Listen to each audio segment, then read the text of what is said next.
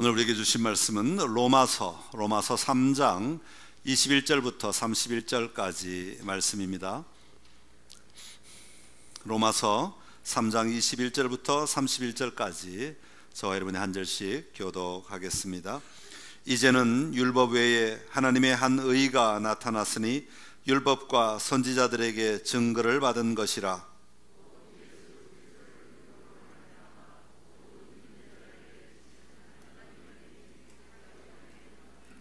모든 사람이 죄를 범하였음에 하나님의 영광에 이르지 못하더니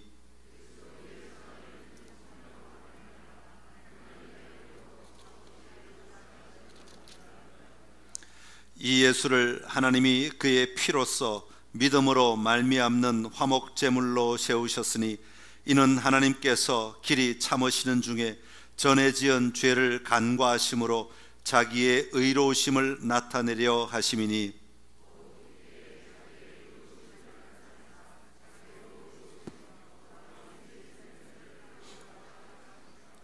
그런즉 자랑할 때가 어디냐 있을 수가 없느니라. 무슨 법으로냐 행위로냐 아니라 오직 믿음의 법으로니라.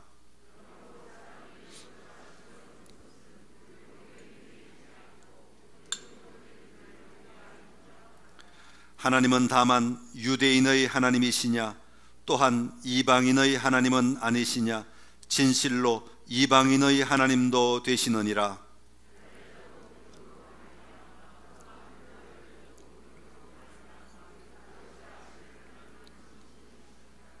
그런즉 우리가 믿음으로 말미암아 율법을 파기하느냐 그럴 수 없느니라. 도리어 율법을 굳게 세우느니라. 아멘. 할렐루야. 오늘 로마서 3장 21절에서 31절 말씀 가지고 예수와 함께 십자가에 못 박힌 것은 이라는 제목으로 함께 하나님의 음성을 듣기를 원합니다. 지난 수요일부터 우리는 사순절을 보내고 있습니다. 오늘이 주일로는 사순절 첫 번째 주일입니다. 사순절 하면 사순절의 핵심은 뭘까? 여러 가지 우리가 생각할 수 있겠지만 사순절의 핵심은 십자가라고 말할 수 있습니다. 새벽 기도를 통해서도 다루었지만 예수님의 사역은, 예수님의 특별히 공생의 사역은 병자도 치유하시고 죽은 자도 살리시고 많은 사람들을 가르치시고 여러 가지 사역들을 많이 하셨지만 결국은 예수님이 걸어가신 이 모든 걸음은 다 어디를 향하여? 십자가를 향하여 걸어가신 걸음이었습니다. 누가복음도 전체가 다 갈릴리로부터 출발하여 예루살렘으로 향하는 길을 소개하는 책이라고 말씀을 드렸습니다. 예루살렘의 핵심은 예루살렘 성이 아니라 예루살렘에 들어가셔서 마침내 당하게 되실 그 십자가의 고난을 이야기하는 것이죠. 그러니까 예수님의 사역은 태어나서부터 쭉 계속되는 모든 과정은 다 어디를 향하여 가느냐 하면 바로 십자가를 향하여 가시는 삶의 여정이었습니다. 그리고 그 십자가 위에서 마침내 죽으시고 무덤에 들어가셨다가 부활하심으로 말미암아 그 모든 사명을, 이 땅에서의 사역을 완성하신 것이죠. 그러니까 이 십자가는 그리스도인들에게는 매우 중요한 상징일 뿐만 아니라 삶의 중심이라고 말할 수 있습니다. 우리의 삶은, 그리스도인의 삶은 십자가 이전과 십자가 이후로 완전히 달라지는 삶, 나누어지는 삶을 살아야 하는 것이죠. 여러분, 종교마다 눈에 보이는 상징들을 사용합니다. 불교에서는 여러 가지가 있지만 그 중에서도 특별히 연꽃을 많이 불교의 상징으로 사용하죠. 연꽃은 어떻게 생겼는지 아시죠? 이렇게 분홍빛, 요즘은 여러 가지 색깔들을 연꽃을 만듭니다만은 잎들이 쫙 옆으로 붙어 있어가지고 동그랗게 이런 형태를 가지고 있습니다. 그래서 연꽃 위에 석가모니가 앉아 있는 그런 그림도 있고 한데, 이 연꽃이 왜 불교의 상징이 되느냐 하면 이 동그랗다는 것, 윤회설을 상징하는 거죠. 오늘의 꽃잎 하나, 다음의 꽃잎 하나, 그 다음에 꽃잎 하나, 이렇게 계속해서 순환한다 하는 순환의 역사를 보여주는 것, 이것이 바로 이 연꽃이 보여주고 있는 의미, 상징이라고 말할 수 있습니다. 고대 유대교에서는 우리 10계명에 나오는 제2계명 우상을 섬기지 말라, 만들지 말라 하는 계명 때문에 상징을 만들지 않았었습니다. 그러다가 현대 유대교로 넘어오면서 삼각형 두 개를 서로 이렇게 어긋맞게서 만든 다윗의 별이라고 부르는 그 별을 상징으로 사용하게 되었습니다.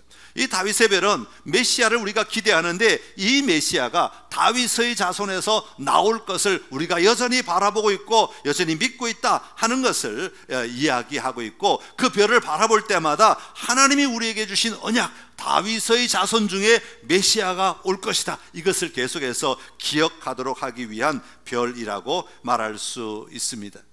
중동에는 이슬람교가 있죠. 이슬람교의 상징은 뭡니까?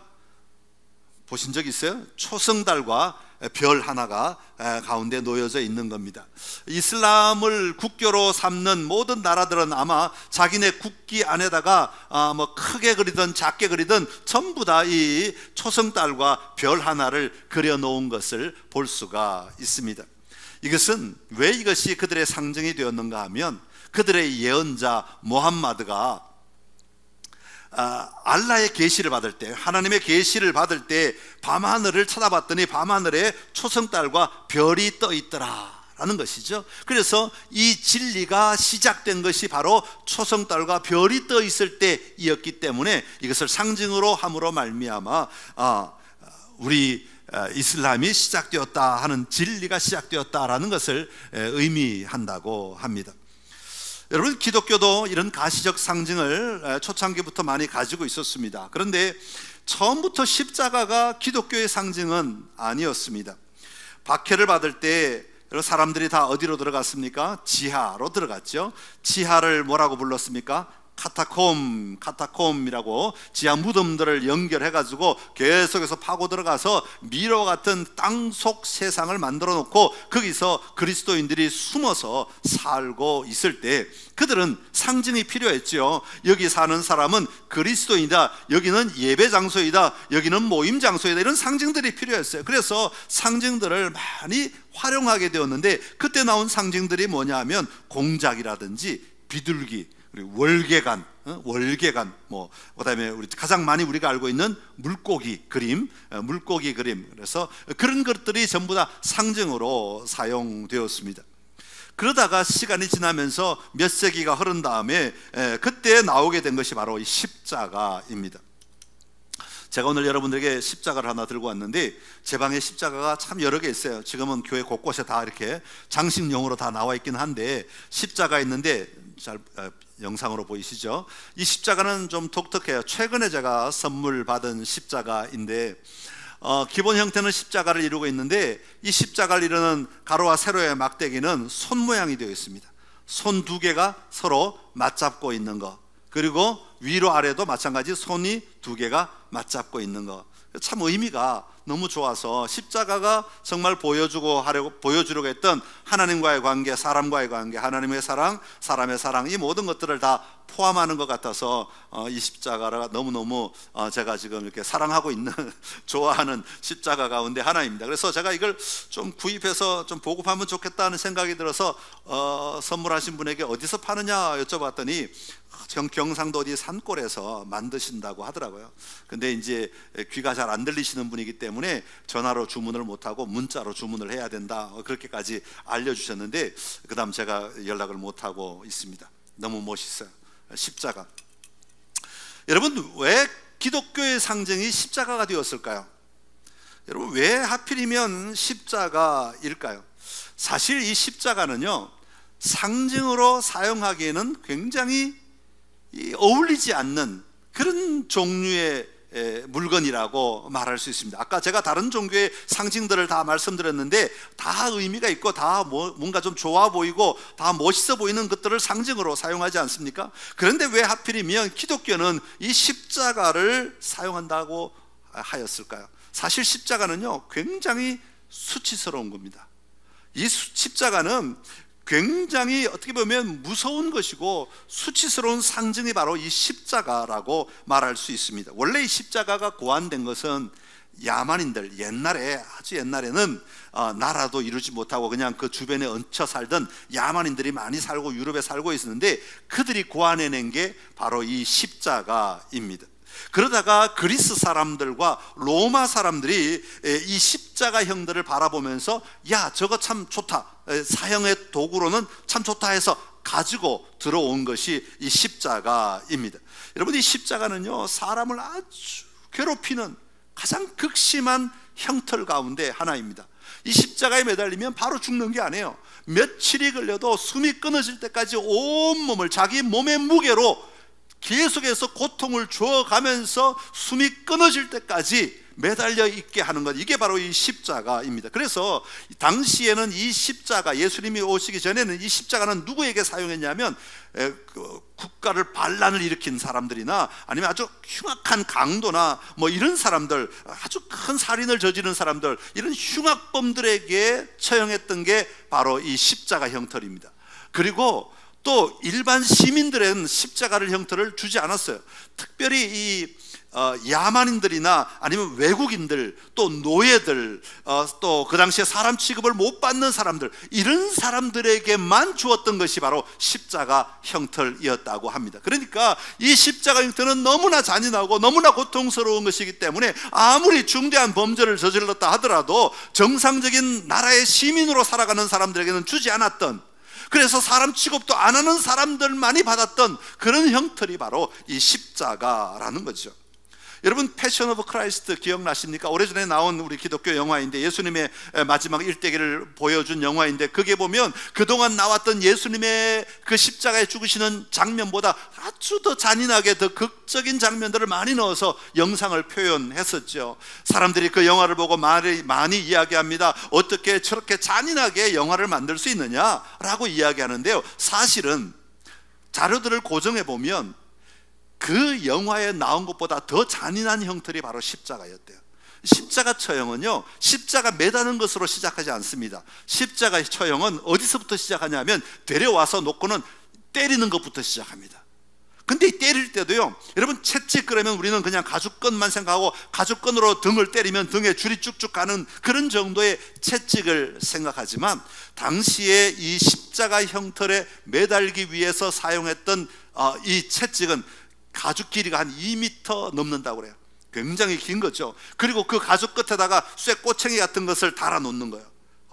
그리고 그 긴 가죽으로 사람을 때리면, 짧은 가죽으로 때릴 때는 그 가죽이 등을 때려서 아프지만, 이 긴 것으로 때리면 그 가죽이 맞는 것은 사실은 아프지 않아요. 왜냐하면 힘이 중간에는 그렇게 많지 않기 때문에. 그러면 이걸 채찍을 휘두르면 이 채찍이 가서 기니까 한 번 그 등에 맞을 뿐 아니라 사람을 휘감는 거예요. 2번씩이나, 한 번 내지 2번씩이나. 그러면 그 마지막 끝에 달려있는 쇠꼬챙이가 살에 콱 박히게 되는 거죠. 그러면 채찍을 다시 잡아당기는 겁니다. 이 잡아당기는 게 무서운 거예요. 잡아당기면 그 고리에 걸려있던 살점이나 심지어는 뼈까지도 그대로 당겨온다고 합니다. 그 때리는 사람의 힘이 얼마나 좋겠어요. 그러니까 그걸로 몇 대만 맞아도 사람이 견딜 수 없는 지경에 빠질 수밖에 없고 피투성이가 될 수밖에 없는, 온몸이 산산조각 나는 그런 사람이 되고 마는 거죠.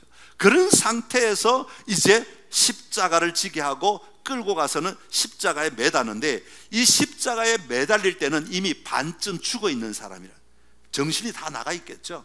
무슨 맨정신으로 그렇게 모진 고난을 당하고 맨정신으로 십자가 위에 달릴 수 있겠어요? 이미 정신이 없다는 거예요. 정신은 다 빠져버리고 그냥 온몸도 다 만신창이가 된 상태에서 십자가에 매달리는 거죠.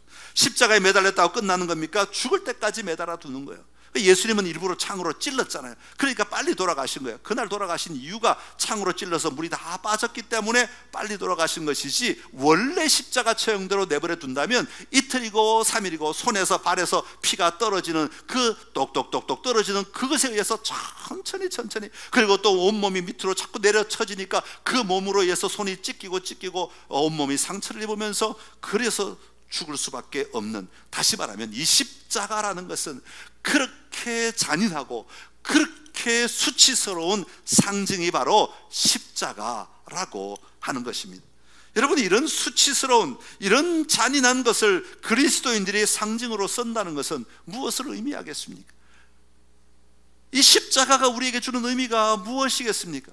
우리의 죄가 예수님이 십자가에 달릴 수밖에 없는데, 그 우리를 대신하여 십자가에 달리신 예수님이 지신 그 십자가는 우리의 죄가 그만큼 무섭고 그만큼 치욕스럽고 그만큼 악독한 죄라고 하는 것을 상징적으로 보여주고 있는 것입니다.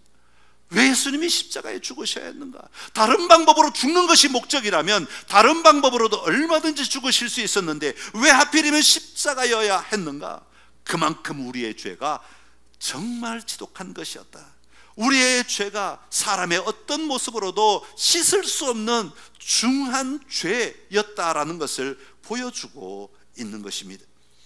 우리는 십자가를 생각할 때 이 구약의 제사를 같이 생각해야 됩니다. 그래서 예수님의 모든 삶은 이 구약과 연결되어 있는데, 구약의 제사를 모르면 예수님의 십자가의 의미를 우리가 알 수가 없습니다. 레위기 1장에 이제 제사의 모습들이 나오는데, 레위기 1장 1절부터 9절까지 특별히 번제의 이야기가 나옵니다. 자기의 죄를 속하기 위해서, 용서받기 위해서 제사를 드리고 있는 모습을 소개하는데요, 그 제사의 모습을 잠깐 소개하겠습니다. 먼저 한 제사를 드리려면 자기 자신이 집에서 잘 길리운 소, 양 중에 하나를 가지고 가는 거죠. 그럼 집에서 태어난 송아지 가운데 가장 이쁘고 가장 좋은 것을 택해요. 왜냐하면 흠이 없는 것이어야 되기 때문에. 그래서 그 가장 이쁜 것을 잘 길러요. 그런 다음에 그것을 끌고 성전으로 오는 겁니다. 여러분, 성전으로 오는 길이 예루살렘 근처에 살면 뭐 하루 만에 올 수도 있지만, 그렇지 않으면 몇 날 며칠이, 어떤 사람은 한 달이 걸릴 수도 있는 그런 거리예요. 오다가 상처가 나면 안 돼. 흠 없는 것이어야 되기 때문에 제물은 흠이 없어야 돼. 절대로 흠이 있으면 안 돼. 그래서 제물을 가져오면 제일 먼저 제사장에게 가지고 와서 제사장이 검사하는 작업이 있어요. 흠이 있나 없나 사방을 둘러보고 다리를 다 만져보고 흠이 없을 때 제물로 써도 좋다라고 허락을 해주는 거예요. 그러면 흠이 없는 것이 확인되고 나면 제물을 가지고 온 사람이 제물을 앞에 딱 서서 소라고 칩시다. 소 앞에 딱 서가지고 소 머리에다가 손을 올립니다. 한 손 올리는 것도 아니에요. 두 손을 올려요. 그리고 안수를 하는 겁니다. 근데 여기서 안수한다 하는 말은, 제가 여러분들에게 안수할 때 그냥 한 손만 가볍게 하고 달락말락 살짝 올리는데 이런 것을 말하는 것이 아니라, 원래 성경에 나오는 안수라는 말의 의미는 뭐냐 하면, 손을 탁 포개가지고 내 몸을 기댄다는 뜻이에요. 완전히 기대는 거예요. 그래서 소에게 내 몸을 완전히 기대어 누르는 겁니다. 여러분, 왜 기대는 줄 아십니까? 내 모든 죄를 지금 소에게 뭐 해야 돼요? 전가시켜야 되는 거예요. 소에게 다 뒤집어 씌워야 되는 거예요. 짓누르면서 기대가지고 뭐라고 말하겠어요? 너 이제 내 모든 죄를 가져가라. 나 안에 있는 모든 죄를 다 가져가라. 내가 이런 죄가 있었고 저런 죄가 있었는데 다 너에게 전가한다. 다 너에게 가져가라. 여러분, 이 말로만 되겠어요? 심정이 얼마나 세겠어요? 그냥 내 죄를 다 가져가야 되니까 진짜 가져가도록 힘을 다하여 짓누르면서 기대가지고 내 죄를 다 가져가라고 소에게 다 전가시키는 겁니다. 그런 다음에 제사장에 칼을 주는데, 아주 날카로운 칼을 주면 그 칼로 이 제물을 가지고 온 사람이, 번제를 드리는 사람이 이 소를 죽여야 되는 거예요. 내 죄를 가져갔으니까 내가 죽어야 되는데 내 죄를 가져간 소를 죽여야 되는 거예요. 그래서 소를 죽이는데, 이게 죽이는 게 또 쉽지 않잖아요. 그 큰 소를, 사람들이 매일 소를 죽여본 것도 아니고 얼마나 힘들겠어요. 소가 잘 죽지 않아요. 그러면 죽을 때까지 이 칼을 써서 찔러야 하는 거죠. 특별히 이제 목을 이렇게 따서 죽이는 방법이 있는데, 이게 그러려면 당시 유대인들의 제사는 몸에 피가 남아 있으면 안 돼요. 피를 다 밖으로 빼야 돼. 이걸 코셔라고 하잖아요. 밖으로 다 빼야 돼. 그래서 피를 받아가지고 어떻게든 죽이고 나면, 그 죽은 짐승이 금방 죽습니까? 그렇지 않죠. 막 버둥거릴 거예요. 피가 다 빠져나올 때까지 버둥거릴 거 아니에요. 그러면 막 사방에 피가 튀고 난리가 나죠. 그러면 양푼이를 가져다가 피를 받아요. 그리고 그것을 피를 제사장에 갖다 주면 제사장이 그 피를 제단에다가 뿌리는 거예요. 그런 다음에 다시 이제 제물을 가져온 사람은 죽은 소를 칼을 가지고 껍질을 벗기는 겁니다. 그동안 죄로 말미암아 일어난 결과물들인 죄의 바깥에, 우리 몸의 바깥에 있는 껍질들을 다 벗겨서 가죽을 다 벗겨내는 거죠. 죄의 결과들을 다 발라낸다 그 말입니다. 그리고 난 다음에 소를 이렇게 고기가 잘 구워지도록 각을 뜨는 거예요. 마디마디마다 잘라가지고 각을 뜨는 거죠. 각을 뜬 고기들을 제사장에게 갖다 주면 제사장이 이제 제단 위에 불을 피워놓고 있다가 그 불 위에 고기를 올려놓고 태우기 시작하는 겁니다. 그런 다음에 다시 이 제물을 가지고 온 사람이 또 하는 게 있어요. 그게 뭐냐면 이제는 소에게서 다 끄집어낸 내장들, 그걸 다시 다 씻는 거예요. 내장 안에 얼마나 더러운 게 많이 있어요. 그걸 다 씻어내요. 내장에 더러운 것들을 다 빼내고 그것들을 다시 잘 씻어가지고 다시 제사장에게 갖다 주면 제사장은 또 그것을 받아다가 아까 올린 고기 위에다가 또 올리고는 다시 계속해서 태우게 되는 거예요. 자, 그런데 이렇게 제사를 드리고 나면 어떤 일들이 일어나는가? 레위기 1장 9절에 보면 이렇게 이야기합니다. 우리 9절의 말씀을 같이 읽어보겠습니다.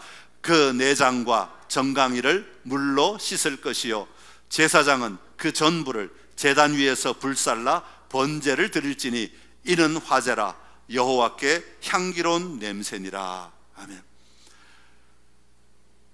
정말 이 사람은 자기 죄를 소에게 다 뒤집어 씌우고 죄를 죽이는 그 참혹한 과정들을 다 겪으면서 고기를 불 위에 태웠더니 그 고기 냄새를 맡는데 하나님은 뭐라고 그랬어요?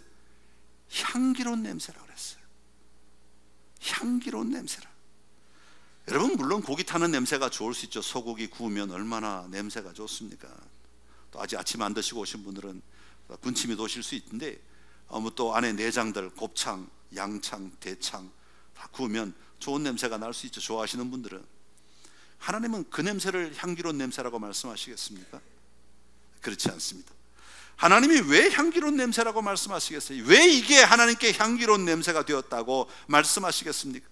원래 제사를 드리는 사람은 죄 때문에 하나님 앞에 제대로 설 수 없는 사람 아닙니까? 그래서 하나님 앞에 제물을 자기 대신 죽임으로 말미암아 자기의 죄를 다 죽였다고 말하고, 그리고 하나님 앞에 마지막으로 그 모든 것들을 태워드리는 거죠. 그러니까 하나님은, 하나님의 눈에는 소가 아니라 그 제사를 드리는 사람이 죽는 것을 보았고, 이제는 그 사람에게 죄가 다 떠나갔기에 하나님 앞에 설 수 있는 사람이 되었다는 것이죠. 하나님을 마주볼 수 있는 사람이 되었고, 하나님 앞에 제사할 수 있는 사람이 되었고, 하나님을 예배할 수 있는 사람이 되었다는 것이죠. 그것이 하나님께는 향기롭다는 것이죠. 그것이 하나님께 너무너무 좋은 것이다 그 말이에요. 그런데 여기 향기로운 냄새라고 할 때 향기롭다는 말의 의미는, 원래 히브리어 의미는 뭐냐면 냄새가 좋다 그런 얘기가 아니라 진정시킨다, 달랜다, 그런 의미가 있습니다. 그러니까 이렇게 정말 짐승을 태워 하나님 앞에 제사를 드리면 하나님의 그 진노가 달래지는 거예요. 하나님의 그 분노가 달래져서, 그래서 하나님이 그 사람을 기쁘게 맞을 수 있게 되었다 하는 그런 이야기입니다. 여러분, 사실 죄인이 돌이키는 것을 우리 하나님이 얼마나 기뻐하시는지 모릅니다. 시편 51편에 보면 다윗은 이렇게 고백하고 있습니다. 시편 51편 17절의 말씀 같이 읽어보겠습니다. 하나님께서 구하시는 제사는 상한 심령이라. 하나님이여 상하고 통회하는 마음을 주께서 멸시하지 아니하시리이다. 아멘. 상한 심령으로 통회하고 안타까우고 애통해하는 것을 하나님은 너무너무 기뻐하시는 거예요. 왜냐하면 그것이 끝나면 하나님은 마음껏 그 제사를 드리는, 그 예배를 드리는 사람과 누리며 살아갈 수 있는 그 기쁨이 기다리고 있기 때문에 하나님은 그것을 얼마나 기다리시며 얼마나 좋아하시는지 모른다 하는 것입니다. 사랑하는 성도 여러분, 여러분의 예배가 하나님께 드려지는 향기로운 냄새가 될 수 있기를 간절히 기원합니다. 단순히 우리가 그냥 이 자리에 앉아있다고 해서 향기로운 냄새가 되는 것이 아니라 정말 예수 그리스도로 말미암아 내가 자유한 자가 되었음을 선포하고, 예수 그리스도로 말미암아 내가 하나님의 자녀가 되었음을 선포하며 그 믿음으로 담대하게 하나님을 향하여 나아갈 수 있을 때 하나님은 우리를 너무너무 기뻐하시며 향기로운 냄새라고 말씀하시며 하나님은 우리를 즐거워하시는 것이죠. 이게 우리가 드릴 참된 예배의 모습인 것입니다. 예수 그리스도를 의지하여, 예수 그리스도의 십자가를 의지하여 하나님 앞에 나아가는 예배, 이것을 하나님은 오늘 우리를 통해 보기를 원하시는 것입니다. 십자가를 넘어 하나님을 바라보며 누리는 예배가 오늘 선창의 모든 가족들 안에 충만하게 되기를 간절히 기원합니다. 그렇다면 이런 십자가가 나에게 주는 의미가 무엇이겠습니까? 신명기 21장 23절에 보면 나무에 달리는 것은, 곧 십자가에 달린다는 것은 저주를 받은 것이다, 그렇게 말하고 있습니다. 그만큼 십자가는 잔혹한 것이었고, 십자가에 달린다는 것은 가장 치욕스러운 그런 죄인으로서 감내해야 할 형벌이었던 것이죠. 그런 십자가에 예수님이 못 박히셨다는 것은 나와 무슨 상관이 있다는 말입니까? 나에게 어떤 일들이 일어난다는 말입니까? 25절에 보면 이 예수를 하나님이 그의 피로써 믿음으로 말미암는 화목 제물로 세우셨다, 그렇게 말씀하고 있습니다. 그리고 이제 27절 28절의 말씀인데 우리 27절 28절의 말씀을 같이 읽어 보겠습니다. 그런즉 자랑할 때가 어디냐? 있을 수가 없느니라. 무슨 법으로냐? 행위로냐? 아니라 오직 믿음의 법으로니라. 그러므로 사람이 의롭다 하심을 얻은 것은 율법의 행위에 있지 않고 믿음으로 되는 줄 우리가 인정하노라. 아멘. 할렐루야. 우리가 예수님께서 나의 죄를 대신하여 십자가에 달리셨고 십자가 위에서 그 생명을 내어 주셨다는 증거가 되는 그 피를 믿을 때 우리는 의롭다고 인정을 받게 된다고 말씀하고 있습니다. 여러분, 구약의 제사에서 다시 좀 말씀을 드리면, 구약의 제사 방식으로 말씀드리면, 죄인인 우리가 죄를 어린 양 되시는 예수님께 안수함으로 우리의 모든 죄를 전가하는 거죠. 우리가 예수님을 처음 믿을 때 예수 그리스도의 십자가 앞에 내가 죄인이었음을 고백하고 예수님이 나를 대신하여 이 모든 죄를 가져갔음을 고백하고 십자가 위에서 내가 죽었음을 고백할 때에 일어나는 일, 그 안수하는 과정을 다른 말로 뭐라고 표현하냐면 전가라고 말합니다. 한번 따라합시다. 전가. 나의 죄를 소에게 전가하고 나의 죄를 어린 양 되시는 예수님께 전가하는 겁니다. 그러면 내 안에 있던 모든 죄가 예수님에게 넘어가는 것이죠. 이것을 전가라고 얘기합니다. 그런데 우리가 이 전가를 생각할 때 우리가 여기서 멈추면 안 됩니다. 내 죄가 예수님에게 넘어갔다라는 것에서만 멈추면 안 되고, 이 전가에는 또 다른 하나의 과정이 하나가 더 있습니다. 여러분, 우리가 소에게, 짐승에게 우리의 죄를 다 안수하여 전가하면 또 하나 일어나는 사건인데, 그게 뭐냐면 짐승의 것이 우리에게로 전가되는 겁니다. 여러분, 원래 짐승은 어떤 짐승을 가져와야 된다고요? 흠없는 짐승. 우리가 우리의 모든 죄를 흠없는 짐승에게 다 전가하면, 그 전가하였을 때 짐승의 흠없음이 우리에게로 전가되는 것입니다. 그래서 우리는 어떤 사람이 돼요? 흠없는 사람이 되는 겁니다. 이것이 전가라고 하는 말이 주고 있는 의미입니다. 이 짐승이 가지고 있는 흠없음으로 말미암아 우리는 그때부터 자유하며 살아가기 시작하는 것이죠. 우리가 예수 그리스도에게 우리의 모든 죄를 전가하면 예수 그리스도의 의로우심이 우리에게 전가되는 거예요. 그래서 우리는 의로운 자가 되는 것입니다. 내가 예수님을 믿음으로 말미암아 착한 일을 많이 했기 때문에 의로운 자가 되는 것이 아닙니다. 내가 예수님 앞에 예배하러 매번 꼬박꼬박 잘 나왔기 때문에 의로운 자가 되는 것이 아닙니다. 내가 예수 그리스도의 십자가의 사건을 믿음으로 고백할 때에 예수님이 가지신 그 의로움을 우리에게 전가시켜 주신 것입니다. 그래서 우리는 그때부터 의로운 자가 되는 것입니다. 예수님이 의로우신 분이기에, 의로우신 어린 양이시기에 우리가 그 의로움을 받아서 내가 의로운 자가 되는 것이죠. 오늘 보면 24절의 말씀입니다. 우리 24절 같이 읽겠습니다. 그리스도 예수 안에 있는 속량으로 말미암아 하나님의 은혜로 값없이 의롭다 하심을 얻은 자 되었느니라. 아멘. 내 죄를 예수님이 대신 가지고 가심으로 말미암아, 십자가의 값을 치르시고 내 죄를 가져가심으로 말미암아 내가 예수님의 의로움을 받아 의로운 자가 되었다. 무엇으로? 믿음으로 말미암아 내가 의로운 자가 되었다고 성경은 분명히 우리에게 선포하고 있습니다. 내 죄의 책임이 면제되는 것으로 끝나지 아니하고 하나님의 의로움이, 예수 그리스도의 의로움이 우리에게 임하게 된 것입니다. 사랑하는 성도 여러분, 예수님께서 여러분의 모든 죄를 대신하여 십자가에 달리셨음을 믿으십니까? 그 믿음이 우리에게 의로운 자라는 칭호를 가져오게 되는 거예요.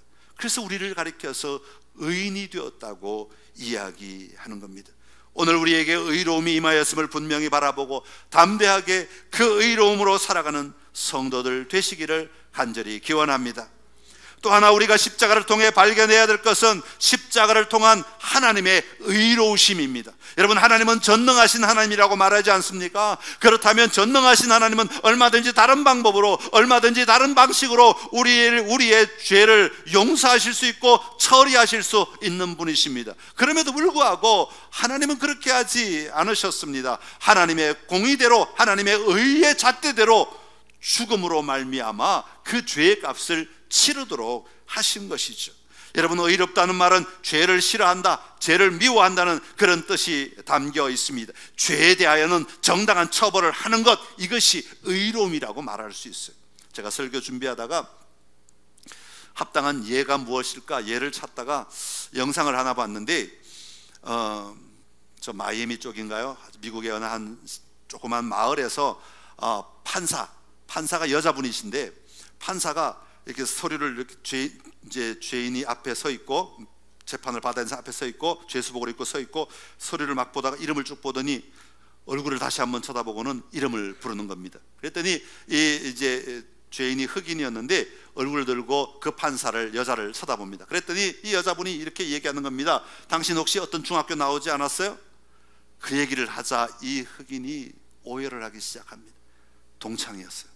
같은 반 친구였어요. 이 여자와 이 남자는 같은 반 친구, 굉장히 친했어. 그러니까 이제 이 여자 판사가 이야기합니다. 너 어떻게 된 거야? 너는 그때 공부도 정말 잘했고, 너는 그때 참으로 솔선수범 많이 했고, 너는 그때 참으로 바르게 살던 아이였는데 어떻게 된 거야? 라고 묻습니다. 그랬더니 이 죄수 속에 있는 이 흑인은 막 끊임없이 울기 시작, 몸을 뒤틀면서 울기 시작합니다. 그냥 하나님만 찾고 그냥 울기 시작하는 거예요. 자, 여러분 같으면, 우리 한국 같으면, 보통 일반적인 한국인의 심성 같으면 이 정도 되면 어떻게 해주면 좋을까요? 이 판사가 동창에다가 오랜만에 만났고 저렇게 울고 있는데 어떻게 해주면 좋을까요? 여러분이 판사라면 어떻게 하겠어요? 네, 오늘 용서해 줄 테니까 가라, 다시는 너 입지 마라, 다시 걸리면 내가 더블로 내가 벌 줄 거다, 그러고 싶지 않아요? 그런데 이 여자 판사가 단호하게 말합니다. 너는 벌금 얼마를 내야 하고 보석금은 얼마이고 감옥에 며칠 가 있어야 된다. 땅땅땅. 다시는 이런 모습으로 보지 말자. 그렇게 얘기합니다. 이 판사가 여러분 무정한 사람입니까? 매정한 사람이에요? 의로운 사람이에요. 정당한 사람이에요. 왜? 자기의 정당한 할 일을 했기 때문에 정당한 사람이에요. 우리 하나님 얼마든지 우리를 다른 방법으로 다루실 수 있습니다. 그러나 하나님은 의로우신 하나님이십니다. 우리 하나님은 공의로우신 하나님이십니다. 오늘 다 설명을 드릴 수 없지만 이 공의로우신 하나님이 얼마나 우리에게는 좋은 하나님이신지 모릅니다. 그 하나님의 공의하심이 이 십자가 사건으로 말미암아 드러나게 된 것입니다. 얼마나 공의로우시며 우리를 다 죽여야 하는데 그렇게 하지 못하시고 자기 아들을 대신 속량, 죄값을 치러서 보내시기까지, 죽으시기까지 우리를 향하신 하나님의 모습이라는 것입니다. 사랑하는 성도 여러분, 하나님의 의로우심은 우리가 십자가를 통과하고 난 뒤에 이 하나님의 의로우심을 발견하였으면 이 하나님의 의로우심은 그때만 있는 게 아닙니다. 지금도 여전히 살아 역사하는 능력 가운데 하나입니다. 하나님 앞에 구원받았기에 아무렇게나 살아도 되는 것 절대로 아닙니다. 하나님의 의로우심을 우리는 날마다 보며 공의를 행하시는 하나님 앞에서 두려운 마음으로 살아야 합니다.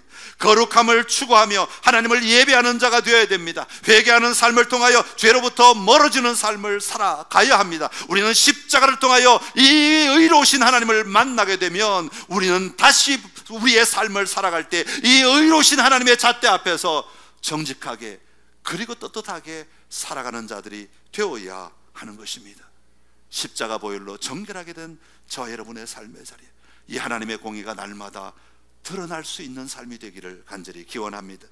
마지막으로 우리가 예수님과 함께 십자가에 못 박힌 것은 하나님의 사랑 때문입니다. 여러분, 독생자 예수 그리스도를 십자가에 못 박고 우리 주님, 우리 하나님 얼마나 괴로우셨겠어요. 우리 하나님 아버지의 마음이 얼마나 찢어지셨겠어요. 그런데요, 이 십자가 사건은 하나님 아버지만 일하신 것이 아닙니다. 하나님 아버지와 그 아들 예수 그리스도가 함께 일하신 합작품이라고 말할 수 있습니다. 예수님이 이 땅에 인간이 되셔서 얼마나 고통스러우셨겠어요. 얼마나 괴로우셨겠어요. 얼마나 괴로우시면 겟세마네 동산에서 아버지여 이 잔을 내게서 옮겨주십시오라고 기도했겠어요. 얼마나 괴로우면 온몸을 비틀고 밤새도록 밤이 맞도록 기도를 하셔야 했겠습니까? 그럼에도 불구하고 예수님은 이것이 하나님 아버지의 뜻이기에 인간을 위한 사랑의 마음으로 그 십자가 위에 올라가신 것입니다. 그러니까 하나님 아버지의 사랑과 예수 그리스도의 사랑이 함께 합쳐져서 오늘 우리에게 놀라운 구원의 선물을 부여해 주신 것입니다. 사랑하는 성도 여러분, 어떤 분들은 이렇게 말합니다. 아유, 내 삶에 요즘 이런 어려움이 있고 저런 어려움이 있고 이런 문제가 있고 저런 문제가 자꾸 터지는 거 보니까 하나님이 요즘은 나를 사랑하지 않으시는가 봐. 하나님의 사랑이 도대체 어디에 있어요? 하나님의 눈길이 도대체 어디에 가 있습니까? 나 같은 사람은 쳐다도 안 보시는 것 같아요. 나를 외면하십니까? 그렇게 말할 수 있어요. 그렇지 않습니다. 여러분, 잠깐 동안 느끼지 못하는 그런 사랑으로 우리 하나님의 사랑을 어떻게 측량할 수 있겠습니까? 하나님의 사랑은, 우리를 향하신 하나님의 사랑은 무한하시고 영원하신 사랑이라고 말씀하고 있습니다. 그 놀라운 사랑이 오늘 우리를 이렇게 하나님 앞에 설 수 있도록 만들어 주었고, 그 놀라우신 하나님의 사랑이 우리에게 영원한 생명을 주심으로 하나님의 나라를 누리며 살아갈 수 있도록 만들어 주신 것입니다. 그러기에 우리가 십자가를 통과한 사람들은, 십자가를 믿는 자들은 십자가에 매달린 그 하나님의 놀라운 사랑, 예수 그리스도의 그 놀라운 사랑을 날마다 누리며 감사하며 사는 자들이 되어야 하는 겁니다. 감사하며 살아가는 선창의 귀한 가족들이 다 되시기를 간절히 기원합니다. 기도하겠습니다. 생명의 주권자이신 우리 하나님 아버지, 정말 어떤 형벌로도 감당할 수 없는 죄 가운데 머물렀던 우리들을 구원하시기 위해 십자가를 선택하시고 예수 그리스도를 우리를 대신하여 십자가에 달리게 하심으로, 죽게 하심으로 우리의 모든 죄를 가져가시고 우리를 자유케 하여 주시니 감사합니다.